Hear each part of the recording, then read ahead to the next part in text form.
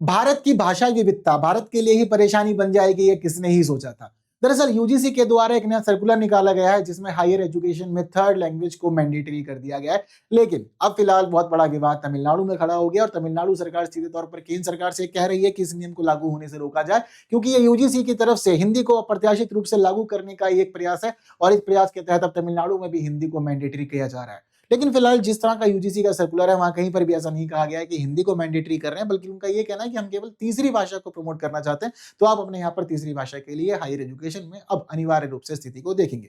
वहीं दूसरी तरफ केंद्र सरकार की जो न्यू नेशनल एजुकेशन पॉलिसी है वो भी देश भर के ट्री लैंग्वेज फॉर्मूले की बातें बहुत अधिक करती है। तो इस दौरान ये फैसला जिस तरह से लिया गया है यूजीसी के द्वारा, इससे कॉन्ट्रोवर्सी तो बहुत ज्यादा हो रही है, बट हाँ, मामला जिस तरह से प्रमोट किया जा रहा है वो एक अलग रूप है, क्योंकि हिंदी को लेकर के कोई भी स्पष्टीकरण नहीं है, लेकिन फिर भी हिंदी से ही चीजों को जोड़ के देखा जा रहा है। फिलहाल आपका क्या कहना है कि तीसरी भाषा होनी चाहिए या नहीं? कमेंट में बताएं और पूरे सेशन को नीचे दिए गए लिंक से देखें।